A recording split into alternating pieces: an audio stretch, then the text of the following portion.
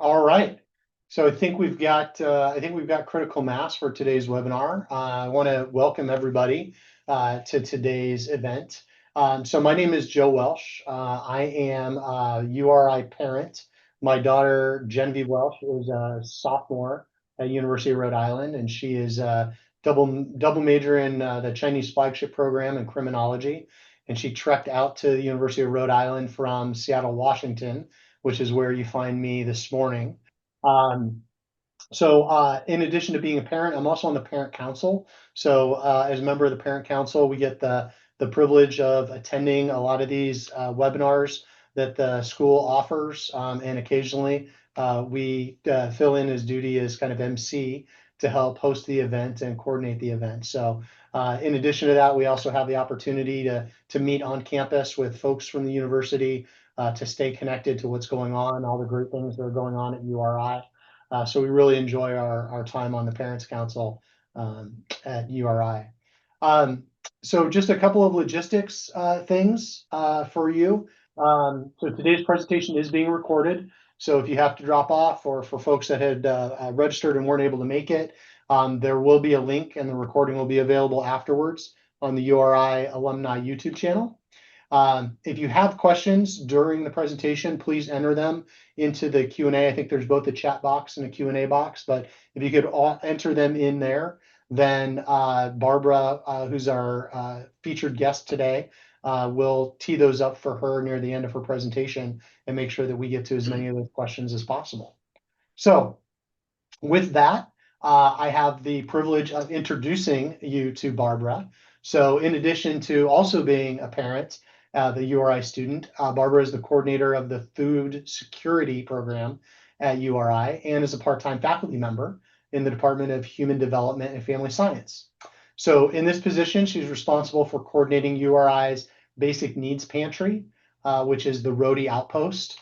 Rhody Outpost was actually the first organization that my wife and I, when we became URI parents, had donated to. We thought it was an incredible tool for students on campus. So I'm excited to have her talk about it today.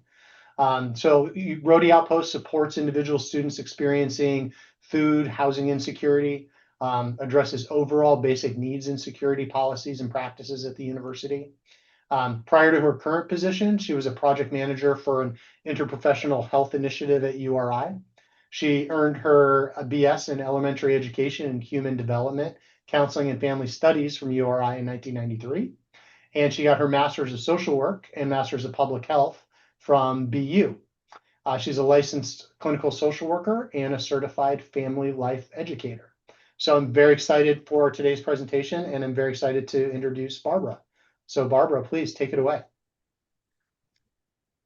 Oh, there we go. Joe, thank you so much. And thank you to the foundation and to all of you who are watching this today or in the future. It's my pleasure to be presenting today. I'm just going to start my PowerPoint. There we go. And again, I'll be talking sort of globally about food and basic needs and security, and then moving on to more specifically what we do at the Outpost and what we hope to be doing in the future. So let me just start this. There we go. And so I like to begin by defining what food security is. And for about 30 years, we've been operating on kind of a globally accepted definition of food insecurity, which is essentially when all people at all times have physical and economic access to sufficient, safe, and nutritious food that meets their dietary needs and food preferences for an active and healthy life. So what I hope you can see in this is that it's a little more complex, a little more nuanced than simply saying I have enough calories for a day, or I have 3 meals a day for 7 days a week. It's really looking at access, consistency, and appropriateness, if you will. And I think about that in, particularly with our students in terms of what do our students need to be academically successful? We're asking our students to do a lot of heavy lifting between classes, all the work required for their classes. working for their jobs, social life, athletics, Greek life, clubs, etc., and dare I say, even resting occasionally. So we're asking a lot of our students, and in order to do that, they need access to healthy, nutritious food. And of course, we all know that college students don't always eat healthy food because you can do that when you're 19 or 20. But our students do want healthy food. They want access to um, things that they know will fuel them. Um, and I think there's a challenge within the sort of the food security world or the food pantry business specifically um, of sometimes having not the most, we'll call them desirable foods. And I've been guilty of this when I've donated in years past, kind of looking through my pantry going, oh, I don't want to eat this, I'll give it away. And there's no shame in doing that. But working in this field now, it becomes very obvious that if I don't want it, probably no one else does either. And there's a bit of a stigma, I think, for people who access food pantries, that kind of beggars can't be choosers. And I propose the idea that everyone has the right to like what they like and to eat what they want to eat and to dislike what they dislike. We all have preferences. We all have things we like and things we don't like. And everyone has the right to have that. Beyond that, we know that our students and anyone who accesses a food pantry has specific dietary needs, whether it's celiac disease, food allergies, a vegetarian or vegan diet, or a paleo diet, or what have you. We're all making decisions that support our health, and people who use food pantries have the right to do that too. And it becomes incredibly important as they're struggling to meet their basic needs that they're eating food that their bodies can tolerate. We have a lot of students who can't tolerate gluten who come to the Rhody Outpost. So we're trying to meet that need. As a parent, I'm the parent of a young adult who has type 1 diabetes. So I think a lot about what she needs. And it's kind of counterintuitive because she actually needs a lot of food that I didn't used to buy for her when she was little because I thought it had too much sugar in it. Now those are things that help her stay healthy when her blood sugar drops very low. But it's things that we might kind of look at and go, oh, that's terrible. You don't want to have that much sugar. She, in fact, needs that. So it's more complex, again, than simply having calories in, calories out. Um, we say food insecurity results from not interpersonal qualities. It's not a personal failing. It results from inadequate resources. And we know it's got significant consequences beyond simply our physical health. And again, as we look at students and think about what is their academic burden, and what does the worry about food do to their mental health and their physical health, their ability to concentrate, their ability to thrive here at URI. And in our business, we say no one is just hungry. And that kind of transitions us into the next slide, which is about basic needs and security. Because if you're experiencing food insecurity, you're also struggling to meet your other basic needs. And this slide comes from the Hope Center, excuse me, out of Temple University in Philadelphia, defining basic needs and security. And again, it's broader than just food. We're looking at all of the things that we need to sort of be successful in life that most of us probably take for granted. So besides food, safe, adequate housing, access to shower, to personal care items, to medical and healthcare, to affordable technology. I think we can probably all agree that having a laptop or a computer with high-speed internet is not a luxury. That's a necessity. It's really no different than electricity these days. Every student has to have that in order to be successful in their work here. So it certainly goes beyond just having enough food. And basic needs security, which is what I try to do, means that we're creating an ecosystem in place so that we can help students meet those needs. If they're not meeting them, we don't just go, sorry, we don't have an answer for you. You may have to leave URI, which we hope doesn't happen. Again, another way to look at it, sort of dividing into the three primary types we've talked about: food insecurity, housing insecurity, and homelessness are the other two wheels of that, if you will. Again, this is from the Hope Center out of Temple University. And this is the time of year where the housing insecurity tends to really kind of bubble up, because what happens is we have students who have been secure for the year. So they've lived on campus, first semester, perhaps staying during J term, second semester, but they don't necessarily have somewhere to go over summer. Either they have no home to go to, or their home is not safe. They're too far away to get there. They need to be here to take classes, but they have nowhere else to go. We do have on-campus housing during the summer, and we do support a number of students to stay there. But it would be wonderful if we had year-round housing for students that didn't have gaps in it. The university's come a long way. When I was an undergraduate here many, many years ago, the dorms closed over Thanksgiving weekend. Holiday break. We didn't have J term back then, but we just had the break. Spring break. Unless I think you lived a certain distance away, you had to leave. There was no question about it. So I love that the university has become more responsive, recognizing that's not the reality for many of our students who need to be here during those off cycles. Housing insecurity can quickly move from, or excuse me, being housing insecure can morph kind of quickly into homelessness. We have students, who are sleeping on a friend's couch 2 weeks here, 2 weeks there. Their aunt says you can stay with us for a month. Perhaps they're sleeping in the library one night in the 24-hour room. That insecurity, that lack of structure can quickly morph to homelessness, where they're sleeping in a car, or perhaps living in a shelter. Many of our students who've experienced homelessness tend to want to stay in their car because it keeps them close to campus. They feel somewhat safe. They feel their possessions are safe. Obviously, there's a huge number of challenges that come with living in your car, not the least of which is the weather here in the Northeast. When I first began working here, I had a student who was living in his car. It was September, but the window was broken in his car.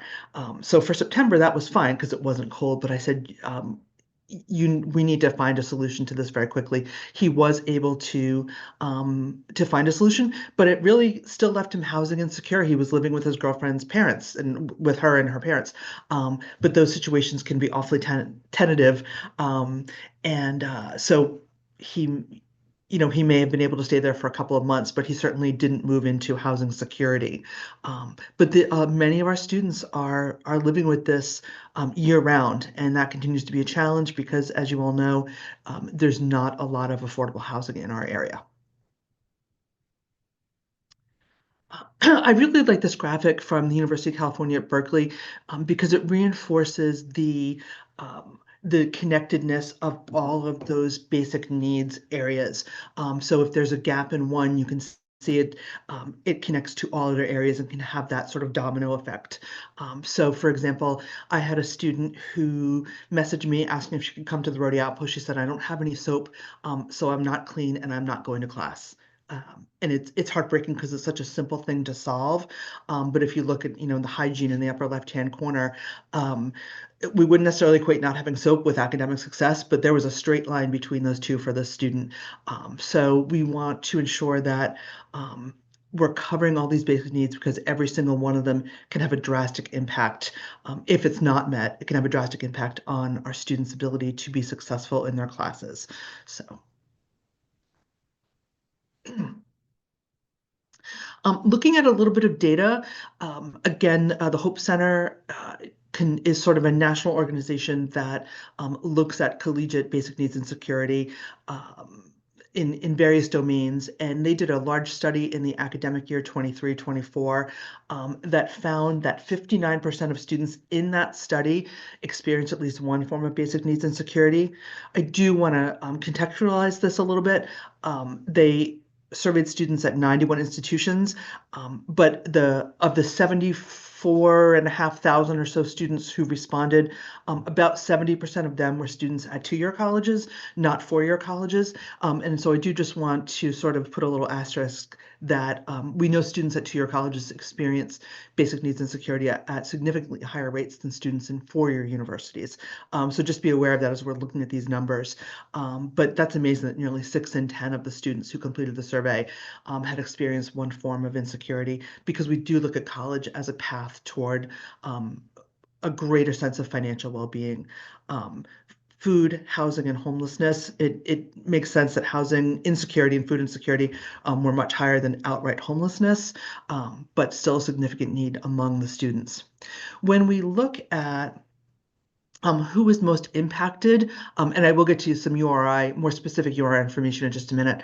But when we look at who's most impacted, we can sort of carve it out in two different ways. The list of bullet points on the left would be groups of students who are sort of already marginalized, already kind of out groups. Students coming out of the foster care system. I've worked with a number of them. Interestingly, because of the way foster care works for the students I've worked with, many of them end up graduating school a year early. And so they're also coming to URI when they're only 17. It may just be those specific students, but that's just another sort of thing for them to consider. Many of our 18-year-olds struggle to adjust to college. It's even harder when you're 17, and very quickly are forced to become independent.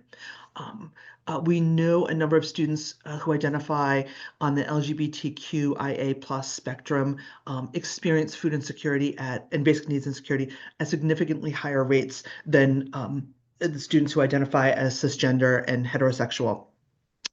They also, in my anecdotal experience here at URI, tend to be younger than many of the students who are just more economically focused on insecurity, if that makes sense. And the reason why is similar to foster care, they're perhaps losing the support of their family of origin at an earlier age because of the identity that they live in. Their families have said, no, we're not supporting you. You're not welcome home, not giving, care packages the way many of us give to our college students, not saying, when you come home, we'll give you money, we'll do your laundry, we'll do all the things that we sort of take for granted as parents of students. And so our students who are already marginalized are then experiencing that additional burden of not being able to rely on their family of origin. That's of course by no means universal. That's just anecdotally what I've heard from a number of students that I've worked with. And we're very glad to welcome them into our community at the Rhody Outpost.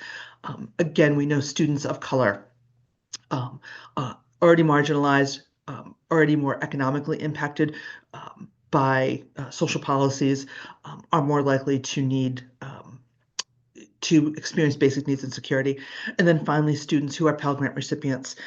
And so students who receive Pell Grants are students who are coming from a lower income bracket, may have qualified for like free and reduced lunch when they were in public school or when in K-12 school.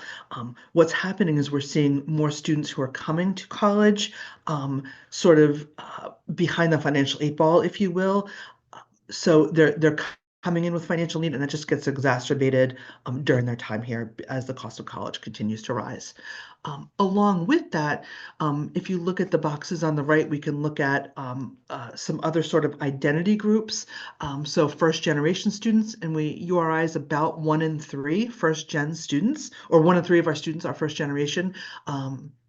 So not necessarily having a roadmap for college, having seen their parents or grandparents go through it, they're needing to sort of navigate a lot of the systems and a lot of the hidden tricks of surviving college on their own without that family support. We know that students who are parents have additional responsibilities. Most of them are working multiple jobs, attending classes at night or perhaps online, really doing kind of living multiple lives while trying to raise children. And that becomes incredibly challenging for them. They also tend to be older and sort of non-traditional. My dad came to URI and when he was in his 40s. My siblings and I were all elementary school age. I can't imagine how he did it, being a full-time student with 4 children. Um, and we lived on his military retirement. And he used his GI benefits to go to school, and we lived on his retirement. We were probably a family who could have used some support from the Rhody Outpost if it had existed back then. So I know firsthand what it's like to be or to see a parent, a student parent. And then the bottom two kind of go together. Our international and graduate students obviously are simply just paying a higher tuition to attend here than in-state students. Graduate students, by their status, are considered independent, meaning for the most part they're self-supporting. And our international students, particularly our graduate international students, who make up the largest cohort of our clients at the Rhody Outpost, because they're international. Obviously, again, they're paying more money. There's a little bit of sticker shock, I think, when they come to Kingston, because it is so incredibly expensive to live here. And if you don't have a car, it can be challenging to get around.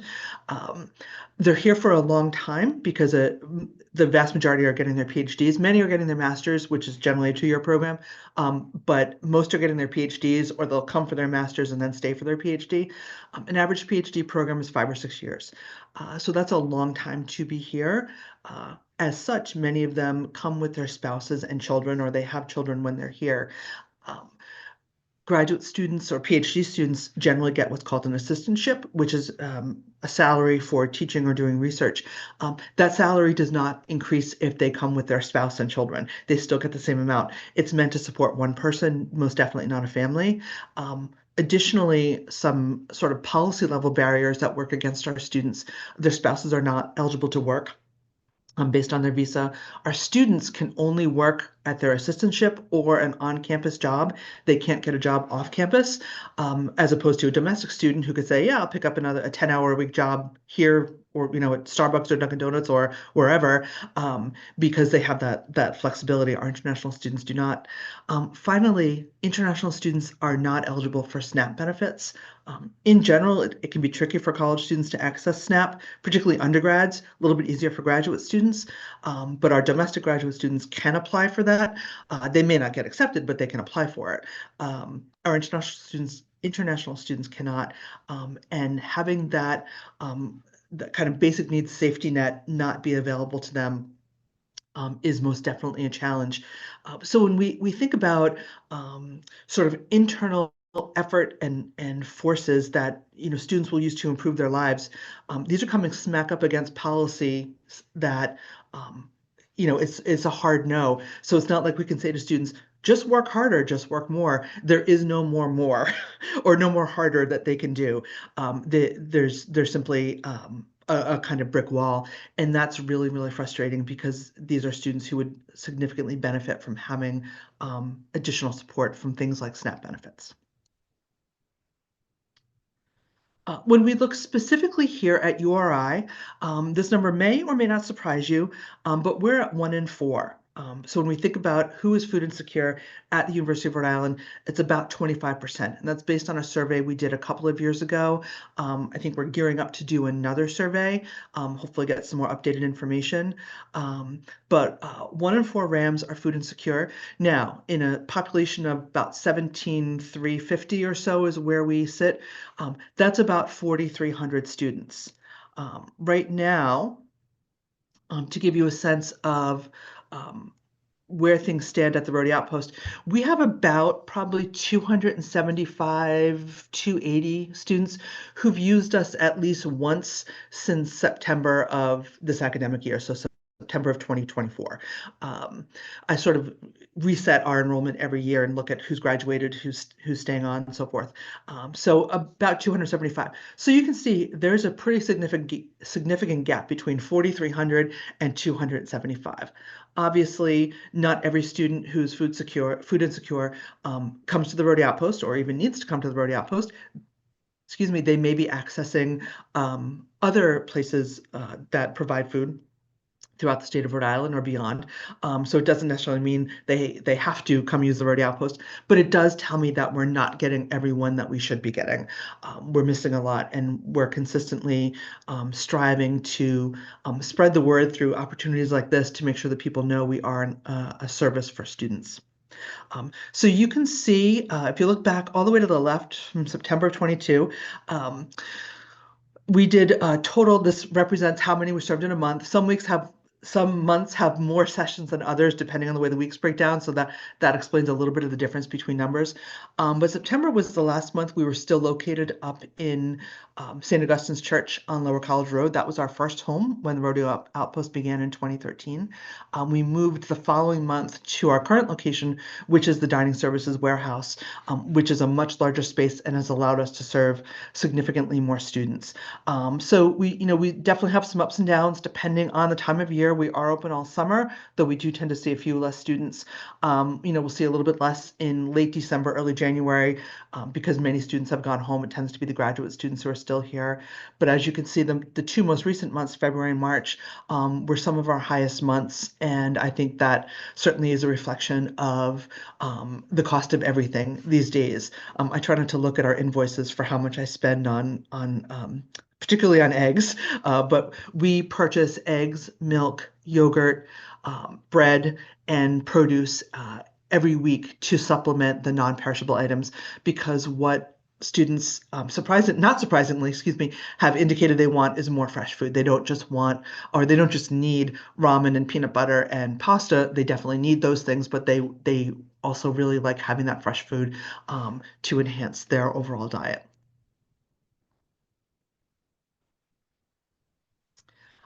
Just a couple photos, and I apologize that these are a little bit outdated. Of course, I had some new photos to upload, but they were in the wrong format, and I think I need a teenager. I need my 13-year-old to come help me figure out how to translate them so that they can be seen.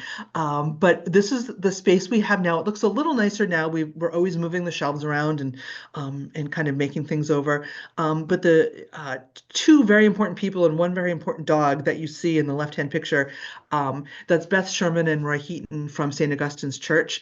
Beth was, until last July, the vicar at St. Augustine's. Her little friend there is Maverick. Roy is one of the members of the council, of the leadership council at St. Augustine's. Beth, and by default Maverick, retired last summer. We were very, very sad to see them head off to do some traveling, but look forward to them coming back. But as you might imagine, Maverick was an incredibly popular member of the Rhody Outpost team. He even had his own name tag. But it was really lovely. Students would come in, and in addition to shopping as they do, we have couches, or now tables and chairs, where students can sit and enjoy a treat, enjoy a cup of tea, and just sit and chat with our volunteers and kind of be part of a community.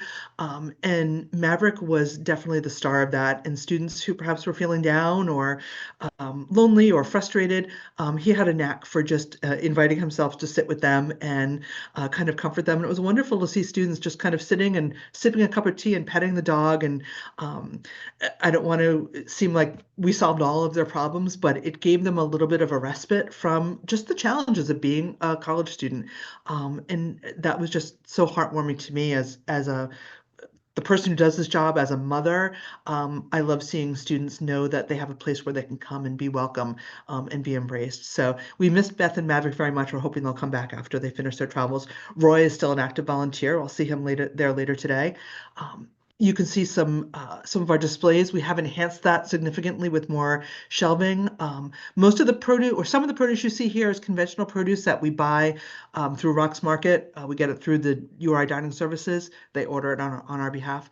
But then we also have wonderful produce from our campus farms that you'll see in a moment. Here we go. This is all phenomenal farm produce that one of my students took a picture of last summer. We're looking forward to getting it back this summer. We've begun to get lettuce from the greenhouses, which is wonderful. But I can't tell you enough what a difference it makes to our students to see this incredibly high quality, fresh, beautiful, delicious produce. Not only is it just beautiful to look at and obviously taste delicious. Dr. Brown, who runs the farm, she's a professor in the College of Environmental and Life Sciences. She works really hard to grow things that our students will recognize. And I will tell you, it gives me great joy when I see students, for example, from Ghana who come in and they see a type of eggplant, not the traditional eggplant that you see here, but it's sort of round, and they'll refer to them as garden eggs, but that's something that they'll eat at home. And to see that and go, their eyes kind of light up and they think, I know that, that's something I eat from home.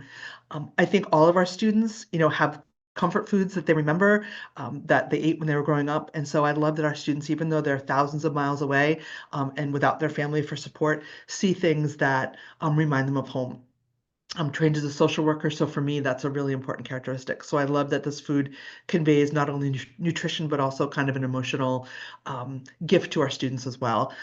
I'm very excited that this summer, I'm working with a student, Caroline McCullough, for her honors project, and our proposal is we've submitted a grant to get a large capacity pressure canner, because as you can see, this produce is beautiful, but it does go bad quickly, where the tomatoes will perhaps get mushy sitting under other tomatoes, and we can't really use them to be given away, or students just don't take them. We have too much left over. So we're hoping to begin a canning project where we can begin preserving the excess produce so that it can stay on our shelves all year long. We can make salsa, tomato sauce. The sky's the limit. It's the advantage of working at a university with a great nutrition department and a full kitchen. So we're very excited to begin looking at that towards sustainability and enhanced nutrition for our students.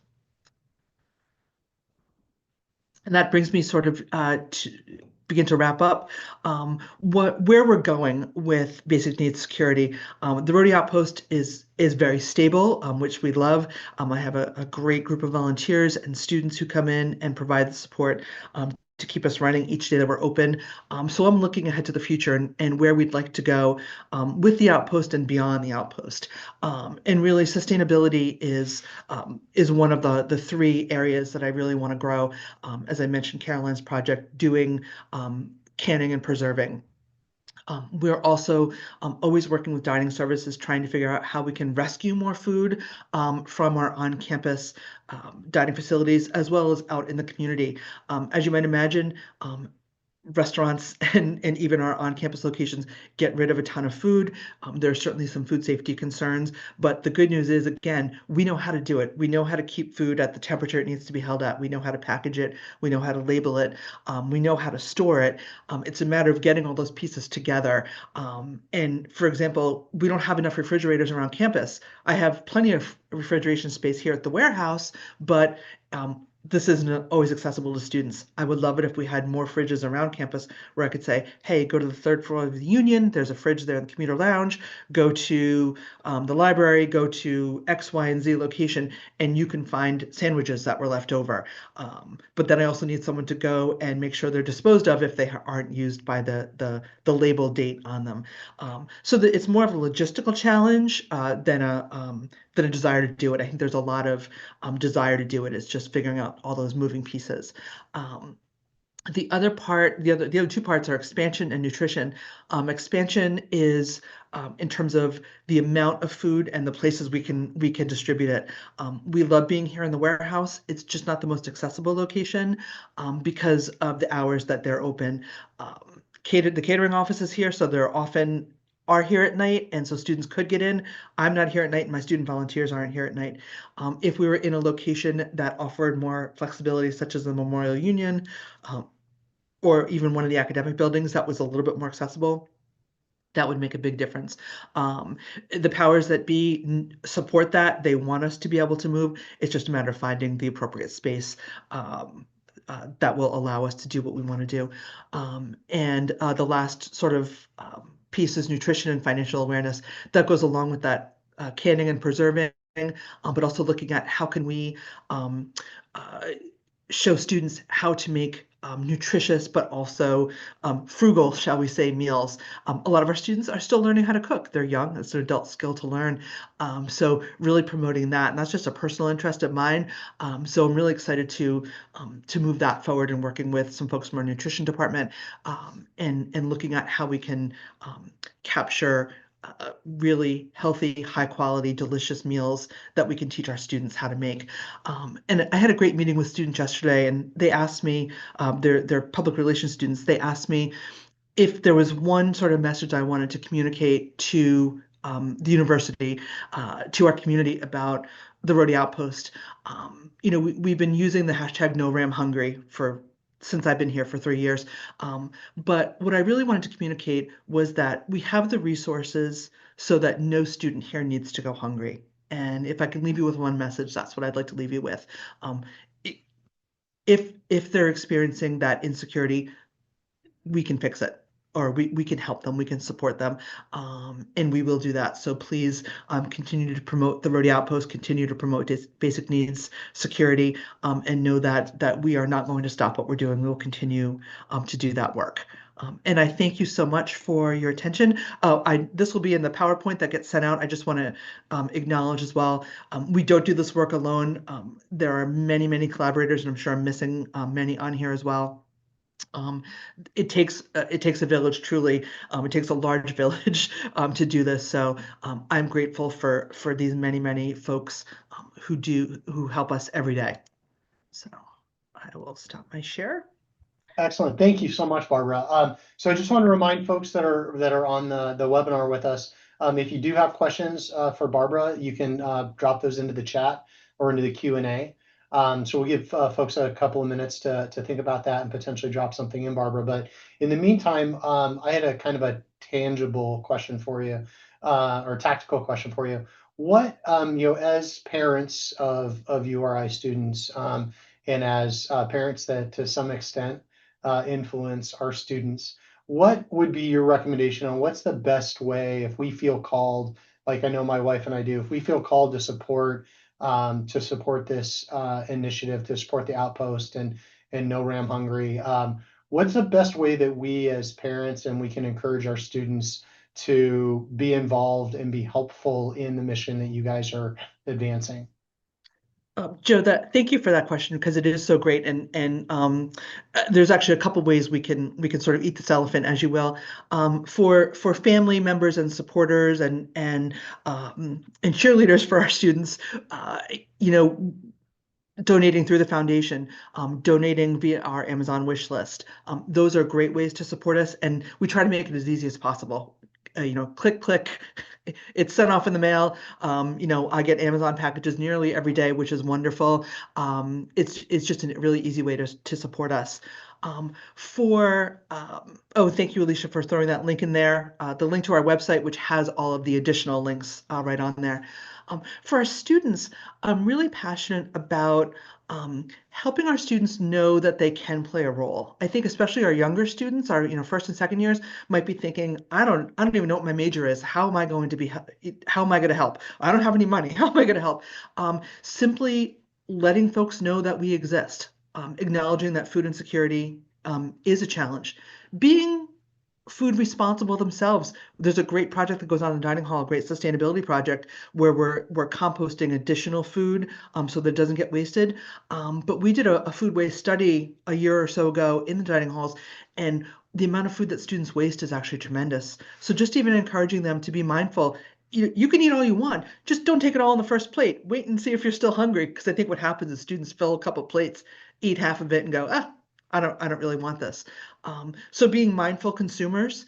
As the year winds down, we're actually working with Student Action for Sustainability to do a Rhody Repurpose, which is going to be a collection in all of the residence halls. So if students have additional food, personal care items, even if it's a half a bottle of shampoo, if it's, they had a 6-pack of ramen noodles and only had 3, but there's 3 packages still sealed, we'll take those. If you have small appliances, clothing, we're looking at sort of repurposing as much of that as we can. So again, just encouraging students to be mindful consumers and mindful donators. And the last thing is we have a program called Meaningful Monday, which is any student with a meal plan can donate $5 any Monday, five of their dining dollars, which are embedded in their meal plan. They get like $400 for a semester. Many students have already run out by this point in the semester, but every Monday they can, through Grubhub, which pretty much every student has downloaded because that's the only way to order food from certain places on campus. It's almost like they're ordering the Meaningful Monday dining dollars, but it's a very quick, it takes less than a minute, and they know that given that money to help other students. It goes directly into a fund to help students who are food insecure. If they come to me, I can access that. Put $250 on their account, for example, and that student now can eat when they're on campus. So that's a really powerful way for our students to help. Oh, Joe, I think you're muted.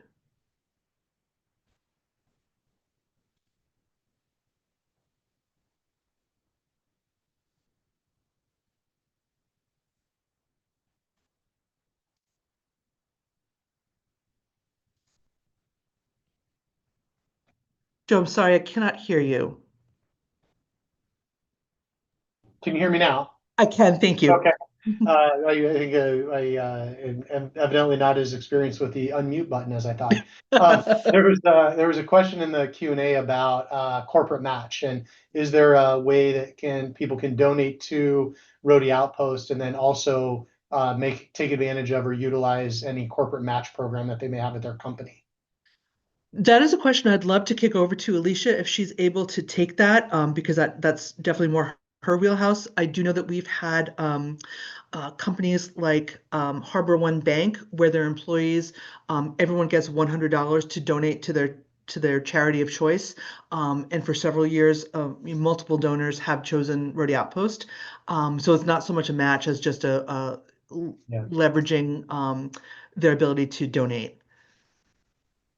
Yeah, happy to elaborate on that. Thank you, Barbara.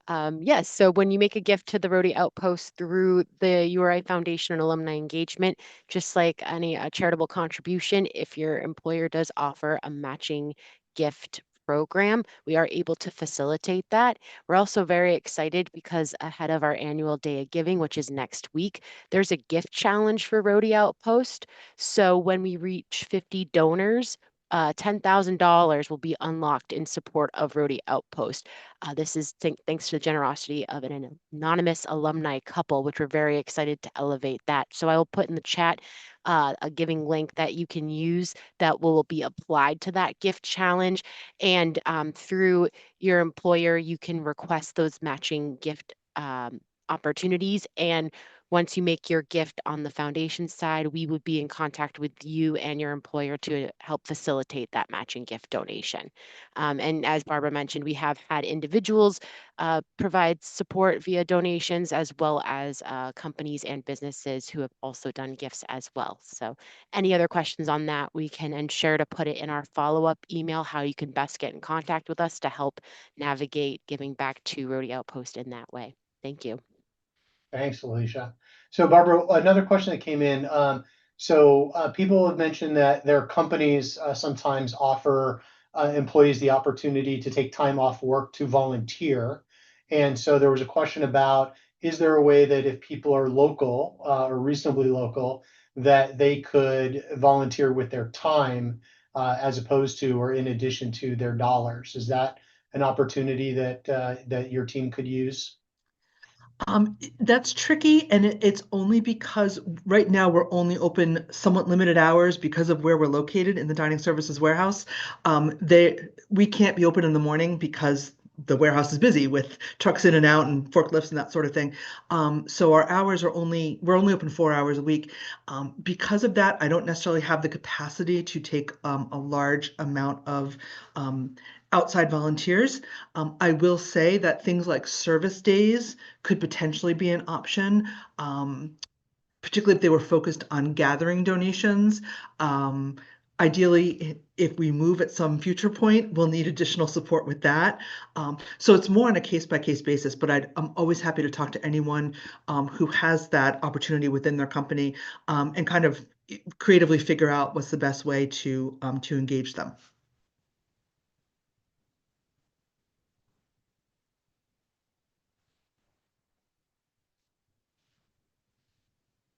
I think those are the questions that have come in online. I'll give you one last question that I'd be interested in understanding, Barbara.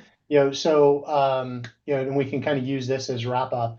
If you had to future cast and say what would your ideal vision of this program be in 5 years from today? what would that look like for you? Like what would kind of an ideal, not end state, because I don't think this is anything that Right. ever ends, right? This is an ongoing need. We know that. But what would this program look like in 5 years for wild success for you? Well, truly, I'd love to be out of business. That would be the Yeah. ultimate success. But assuming that isn't going to happen, I would love to see. I'd love to just see more visibility. Not that we're hidden down here, but food insecurity is so tricky because we want to offer students a confidential and private place to access food. However, we also want to remove the stigma. And being actually in a more central location where students saw us all day long and could come in and out, I think would actually move us much further to that goal of removing the stigma. And then really just being sort of truly open door where there was no student who kind of lingered for months not knowing we were a resource. That's what I still hear from students. I've been hungry all year and I just found out about you yesterday. So kind of shining the brightest light on us. We want us to be the worst kept secret on campus. That's what I'd love to see. Excellent, excellent. All right. Well, Barbara, thank you so much for your time today. This was great. Like I said, the couple of years that we've been at URI with our daughter, this has been a place that we've chosen to lean in and support. We think it's a wonderful cause, and we understand how important this can be to student success. So, thank you for all the work that you do. So for those folks that are online, Alicia is sharing a slide now. I mentioned at the beginning during my intro that I'm a member of the Parents Council. This is a group of parents that volunteer to spend time coming to one meeting a year plus webinars. It's a really great opportunity to learn more about what's going on at the University of Rhode Island, to really plug in and understand kind of where the administration is taking the university, what their plans are. There's a philanthropic piece to it. We support the university through the foundation. So if you have any interest in joining the Parents Council, even learning more about the Parents Council, just to understand what it is, Alicia is an amazing resource for us. Her information is here. This will be included in the information that comes out after the webinar. So I just encourage you, if you think this is something you might be interested in, please reach out to Alicia and learn more. It's been, for the 2 years that we've been a member of the URI community, especially being a member of the URI community from 3,000 miles away, this has been really helpful for us to stay plugged into what's going on at the university. We've really enjoyed our time meeting other parents, meeting people, parts of the administration, and hearing about what's going on at the school. So any interest at all, please reach out to Alicia. And with that said, I think we'll wrap up for today. So thanks everybody for your time. Again, Barbara, thanks for your presentation. And go Rhody. Thanks everyone.